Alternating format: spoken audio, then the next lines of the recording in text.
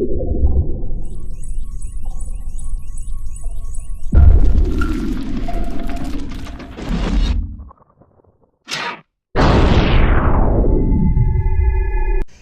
today's lesson, we are going to be talking about light as a wave. After watching this video, you should be able to develop a general sense of what a ray model of light is, be able to determine the speed of light, distinguish between a luminous and illuminated source, and understand the difference between luminous flux and illuminance. Alright, let's get right to it. The first thing to think about is when light travels in space or in air or whatever the case may be, and when it's traveling, it travels in a straight line. If you think of like a flashlight, when you turn a flashlight on, the light is a beam that shoots straight across or directly across the room or wherever it is you're shining that light.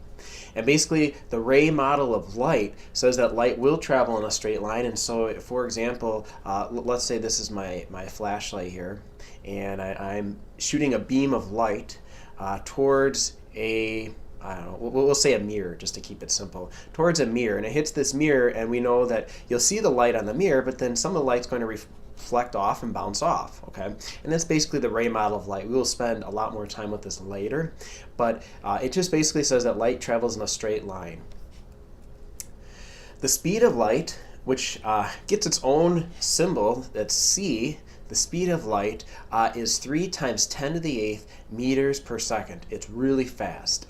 As far as we know, nothing can travel faster than the speed of light, which is 3 times 10 to the 8th per second. So sometimes in astronomy, they will talk about like that the nearest star to Earth is 4 light years away. What does that mean? Well, basically it's saying if you could travel at the speed of light, it would take you 4 years to arrive to the nearest star. So you're talking about massive distances. It's actually hard to wrap your mind around.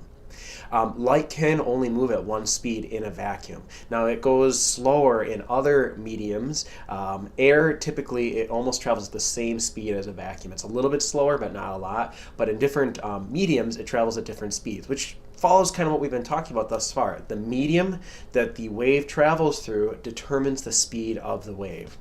And this is an important formula. Basically, it is the speed, which is c, equals frequency times wavelength. Okay? And frequency is typically measured in hertz, and wavelength will typically be measured in meters, and so that gets you meters per second for a velocity. Okay.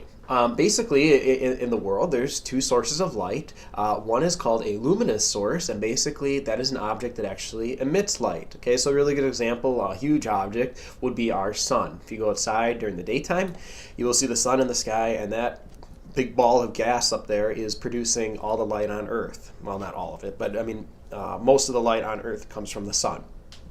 An illuminated source is an object that becomes visible as a result of light reflecting off of it. So right now, being able to see me, I personally am not beaming with light, as I wish I was sometimes, but I'm not. Light is reflecting off my body and allowing it to be seen by you guys. Okay, and so the moon is an example of an illuminated source. Basically, what you have is, if this is the Earth, and here's the sun back here somewhere, and then here's the moon. The sun's light is hitting the moon and then bouncing off to you, who's, like standing right here looking up at the moon. Okay, and so you see the moon because it's being lit up by the sun, and that's called an illuminated source. Basically, there's three types of light that the book talks about. There's something called opaque. Okay. And objects that do not transmit light but reflect some are referred to as opaque. So an object that does transmit light or an object that does not transmit light but does reflect some is referred to as opaque. And so here's an example of an opaque square. Like you'll notice here the string is no longer visible. Okay, so you can't see anymore, but clearly you can see that this object is like a shade of purple. Okay.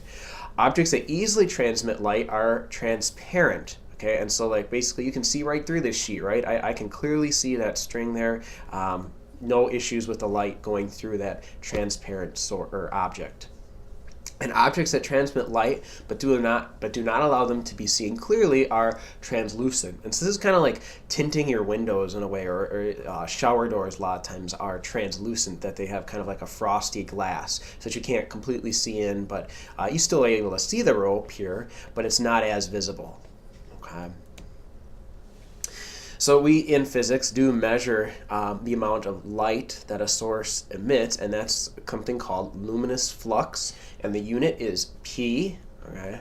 Or I'm sorry, the symbol for it is P. The unit is lumens, which is LM. Okay, so luminous flux, basically, if you use a probe, and like, let's say this is a light bulb, and you measure the amount of light that it's emitting, you could tell me that, oh, this light bulb is, I don't know, 10 lumens. I'm just making that up, but you could give me a numerical value for how much energy or light is being emitted from that light bulb.